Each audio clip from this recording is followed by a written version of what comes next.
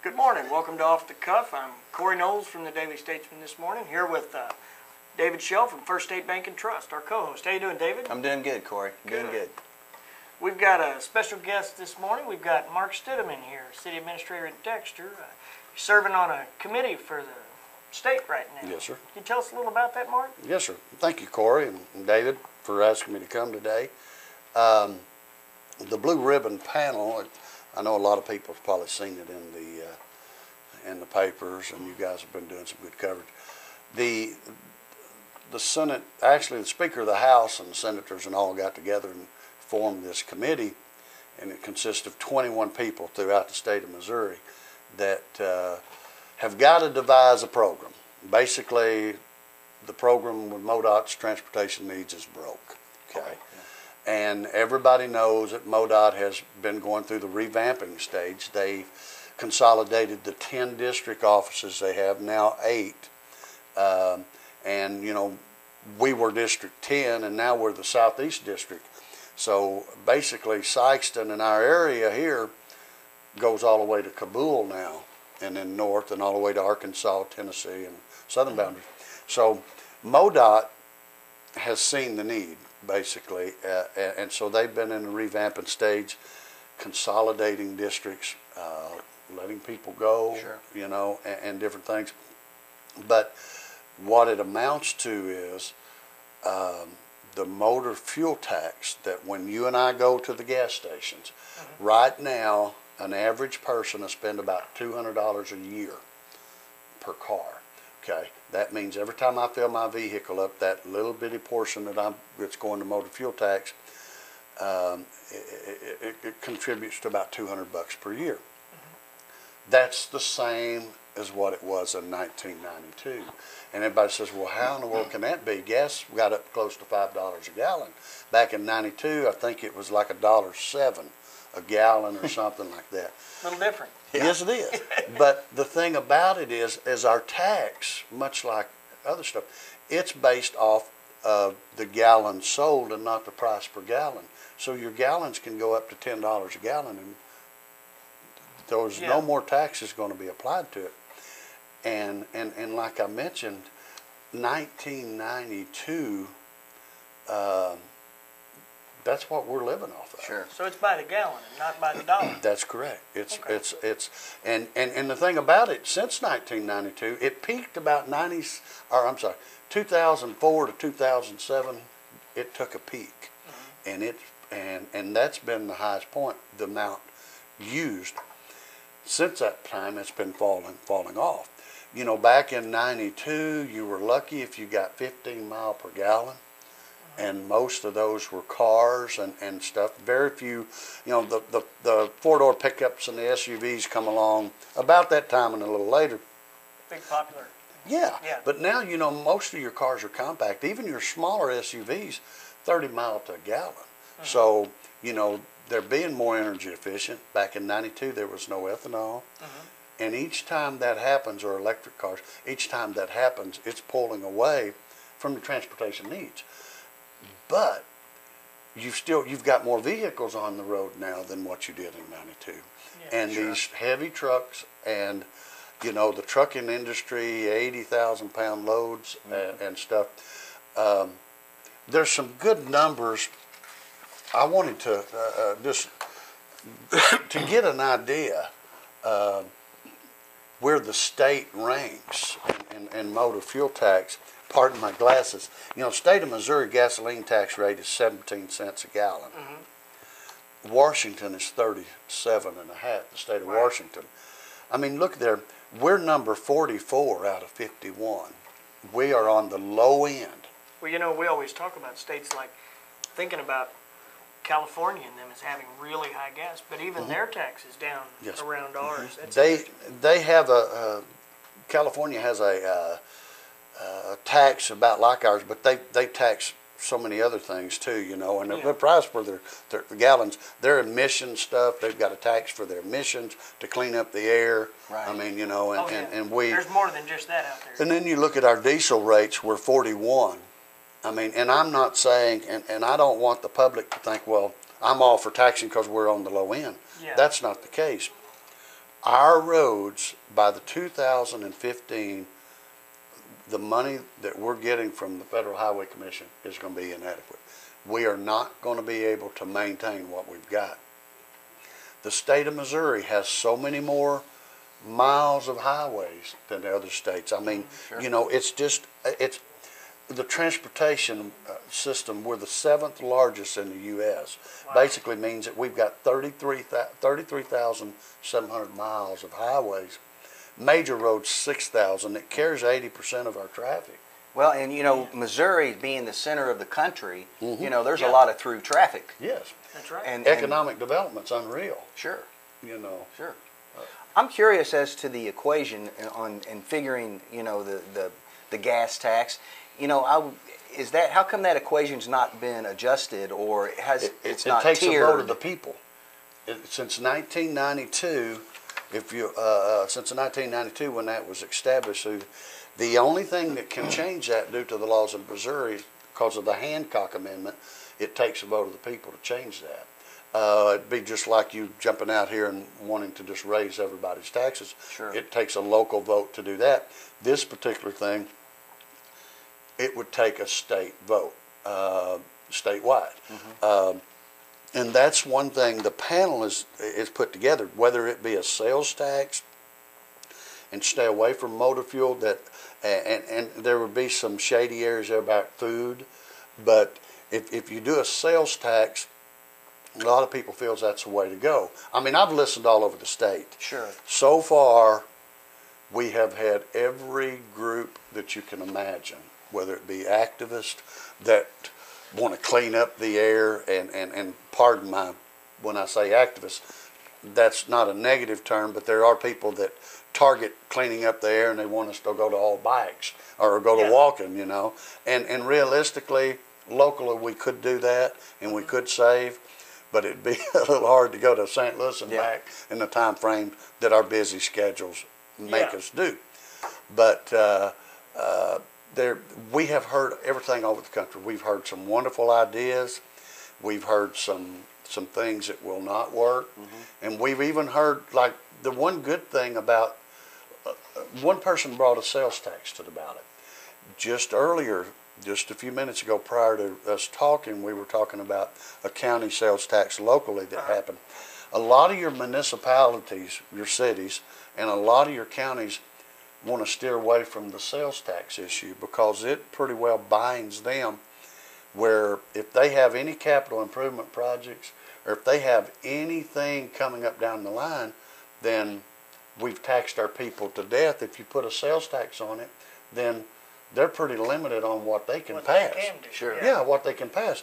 If you have DNR, you have some EPA regulations that come and says your city has got to put in a new lagoon system, a new system, or your city has to put in a new water plant. You're forced to do that, okay? So what do? You go back to your people and say, we need a half cent, or we need to pass a tax, okay? Your people's going to think automatically, okay, 7 cents on every dollar, 7.3225 or whatever. Okay, the state put a 1 cent on it already, so now I'm at 8.3225. Yeah. How much more can I take? Sure. Because I still have property tax, and I still have everything else that I've got, my automobiles, and everything that you buy has a tax on it. When is it going to stop? I understand that need, but the state of Missouri, you mentioned it earlier, we're centrally located. There, everything from the East Coast to the West Coast pretty well travels through our state. Sure. Okay. And if we don't keep 44 and 70 up, then they're going to go 40, or they're going to take the southern routes or Interstate 10, Yeah. or they're going to take a northern route, and they're going to bypass Missouri altogether. Right. And look at the economic. You can be in the center, at the state of Missouri, we're centrally located. You can be at Washington, D.C., Denver, Colorado. You can be just about anywhere you want to the following day, if not 2 days. Right. Yeah. I mean, so we're at an excellent area, Geographical location. geographical location, absolutely, to benefit. So we have to keep our roads up. 70, 44, I don't know if people watching here from at Dexter see that very often, but I'm on 70 quite a bit to Jeff City. It is bumper to bumper. 44 is just like it. From Springfield to St. Louis is bumper to bumper. We are looking at 3 lanes both sides, 6 lanes going from Springfield all the way, from Kansas City all the way to St. Louis, and probably follow with 44, with one of those being a designated truck lanes, because one of the things that people don't like is those 18-wheeler, 80,000-pound loads riding side by side with those little compact cars that I was talking about. Blow you all over the place. Yeah, and they get 40 miles a gallon. Yeah, that's right. But and people don't like that. So we have to promote the safety aspect of it, the economic development part. The economics of it is just unreal. One good topic on there, it tells you down here that every dollar invested in transportation generates $4 in economic activity. That means if you keep that Interstate 70 up and you add that possible other lane and truck lanes, then you're going to have more development going on. People are going to think, one of the things that your industry say, can I get to? Dexter's an excellent location. Let's say Dexter. But I'm a corporate, I'm the owner. Can I get there? Is it possible? Is there trucks? Is it 4-lane? Is it 2-lane? Or how congested is it? And that's what they look at. How hard is it going to be to get truckers in and out of here? Yes. Right. And so, those numbers, which I know you carried them on your article the other day, those numbers is what we've got to educate the people on. And I have been around now long enough to realize you can't just throw something on the ballot without educating the public. No.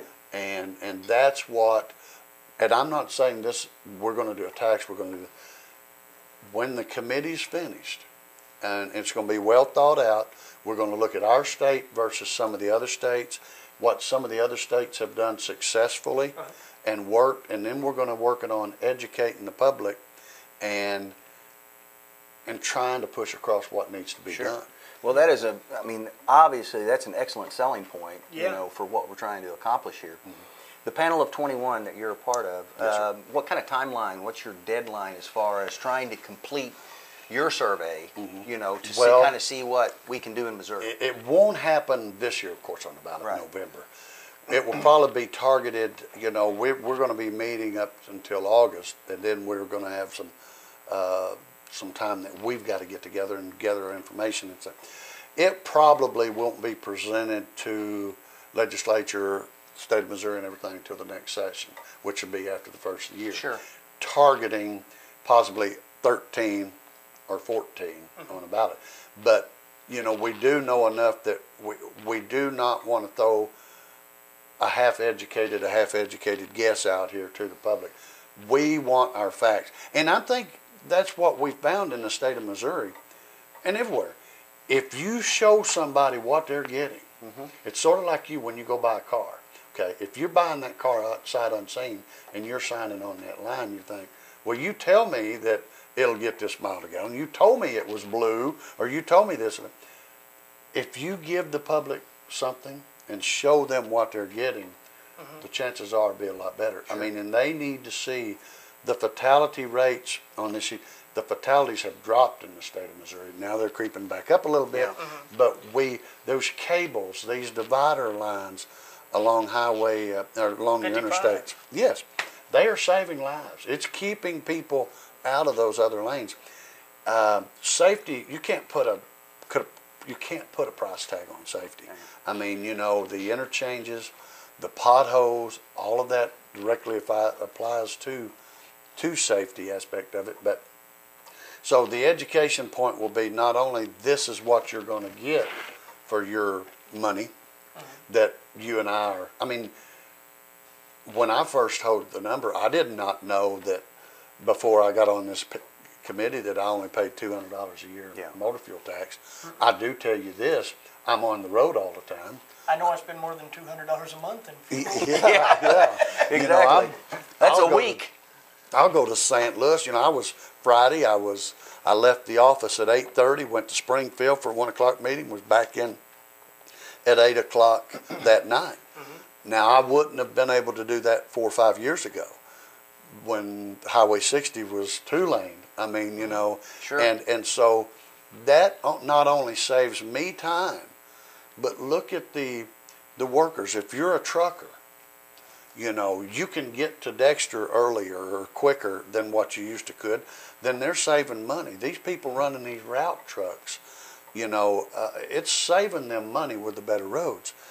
That's what we've got to do, and we've got to keep them up, but we got to get the public to realize, yeah, you know, I don't pay my fair share for what we do with them. And everyone uses, you know, the interstate system. right.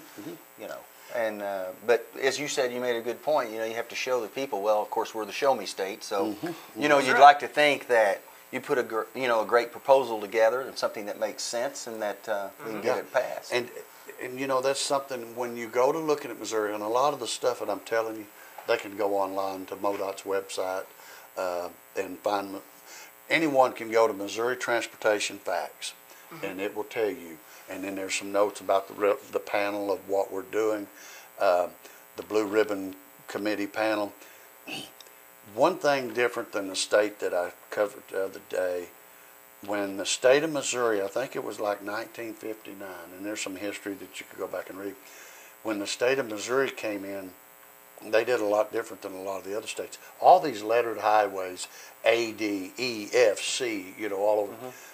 A lot of your states, those are not included into their state highway departments. They have county road districts that maintain those. In our area, you know, our county only maintains the numbered roads, 627 and Your 500. gravel roads, Yeah, or even the blacktops. There's some blacktops that are that are numbered, Right. the 3-digit. You know, Right. you got 624, and Seven Sisters. It's what, 7 something, and then we got County Road 717. Well, the state of Missouri took all those lettered highways in back in '59. Why, I don't know.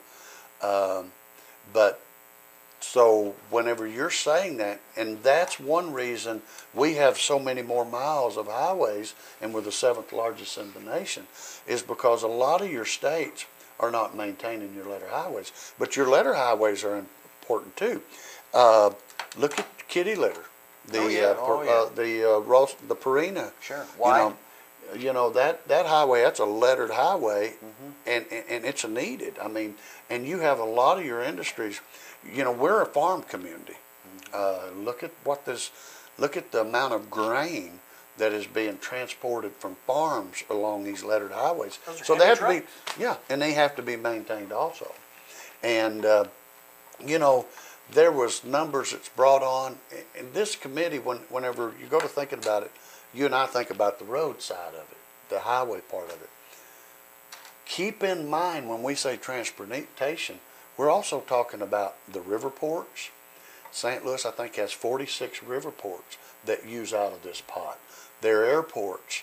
You got your multimodal transportation, which is rail, air, and water. Wasn't the runway expansion here in Dexter done through MoDOT? MoDOT Aviation. MoDOT Aviation. That is a motor fuel or a fuel tax. When you buy aviation fuel, jet fuel or aviation fuel, there's a tax that goes back into state of Missouri, goes through the federal, trickles back down to us to do improvements in your airport. So that tax is got like a clause in it. It has to be voted on by your legislators every 2 years. Okay. We're okay for the legislative session that just left a few weeks ago have renewed that. And in each time that comes up for renewal, I will give my senator and I give my rep an email or a call and say, hey, remember our aviation system? Sure. We need this. Yeah. Yes, we need that. I mean, and then that's the thing also. You look at any of your industries or your factories, or as you want to say, or whatever that's coming to that. One of the first questions that how far are you from an airport? Sure. Yeah. I mean, and you know, we've got our little airport that the kitty litter folks are fixing to use next week. I think the owners of that's going to be flying in, and they'll use our little airport. But we are a good distance from commercial traffic. Yeah. But getting off what people do not think about the transportation along the river. And one thing that I want to touch on, and I know we can talk transportation needs all day long. Oh, yeah. People do not realize that there's fixing to be some major changes in the Panama Canal. Okay, right now all of our transportation stuff comes in on the West Coast. It's docked at California and it comes in. That's from that portion of the country, of the world. It's brought into California and then it's trucked over. Okay, once that Panama Canal is redone and rebuilt, those barges are going to come in to New Orleans or Mobile or whatever, and they're going to be unloaded there. So it's going to cut down on some of these wet traffic, but we're going to have most of that coming right up Through the A state lot of of that's Missouri. going to come right Right through through it. the heartland, right up Right. the Mississippi River. Sure. People do not realize, I mean, how much grain is put on, how much coal, how much that river's used. Oh, yeah. And it's like rail car, there's like 7 truckloads per train car. I've got some numbers on that, and it's like 117 trucks per barge. I mean, and that's cutting down on the highway Sure. usage whenever they're using that. So we have to promote our Mississippi River and our ports, and they are part of that, along with your aviation. And so there's a lot Yeah. more coming out of the Yeah. parts and than what we realized. Trucking has really been hitting us hard at the Blue Ribbon panel. Trucking industry accounts for about 46% of what a car does. You know, each truck pays about 46% over what we do, and of what a car does, the $200 that I was talking about earlier. Yeah. They're just wondering how much more they can stand, because they're looking at fuel prices now a little higher than gas. Sure. But you have to think in the back of your mind, yeah, but the 80,000-pound trucks is what's really wearing our roads. Yeah. But you know, everyone is going to have to step up, whether it be Yeah. motor fuel, Yeah. whatever. You know, when you need something at home, you look for where you can get it. The state of Sure. Missouri needs something now, and we're going to have to look and see where we can get it and try to do it and let our people still live. You know, Yeah. we Right. can't tax them to death where they can't live, but You know, there's one small improvement. I mean, if you want to just take a snapshot and kind of look at something that is really amazing, in my opinion, is AB, the roundabout Yeah. right there. yeah. Do you know how many trucks travel? I mean, that is Yeah. a straight shot to the port, you know, Yeah. where they can drop their grain now instead of having, there was no easy way to get there. Ingress, Yeah. egress is so important in Yeah. a vital way. And, but that is just amazing what that roundabout has done, and that through AB, Yeah. right through Yeah. there. Mhm. Oh, yeah, it's the only way I go. Yeah. I always cut right through there. Sure. Yeah, and it gets them, which I don't know, the grain companies, you know, I see a lot of the farmers here hauling, I guess they haul to New Madrid, or is there one in East Prairie Port? Not East Prairie, Charleston area. Charleston, yeah, over yeah, there. Buffalo Island. And Yeah. yeah, Wolf Island. Wolf and Island, Buffalo Buffalo yeah. Island. Yeah, they haul a lot of, and we ultimately, the farmers and everybody sees that. Yeah. Sure. And but you know, the facts, the numbers, it's just unreal. If you and again, if you're watching today, I challenge you to go back and look at the article that Corey done a few weeks ago. It talks about a lot of the numbers. The federal fuel tax being 18.4 cents a gallon, diesel being 24 cents a gallon. Converting that into on down, it converts every dollar you make into economic development, and you can't put it. That's jobs. I mean, Yeah. and no matter how you put it, Can't put a value And- on that. and you know, if you let your roads fall down in Missouri, where you can't travel, you and I can't travel safely, then you know the trucking aren't going to come through. They're going to find an alternate route. And that's one thing, and I was on the Highway 60 when we were promoting getting that 4-lane. You know, we missed a lot of the traffic coming from Nashville going to Branson and stuff. There were buses that were going all the way to St. Louis and taking 44 down. That's what's going to happen to Missouri. And I'm not saying we're there yet, but our funding is going to be gone in 2015. And it won't take long with our heating. Last week, the pavement bulked up, you know, out here by right north of Blackwell's Dodge there on Highway 60. I don't know if you noticed, MoDOT was up there. The concrete just bulked up.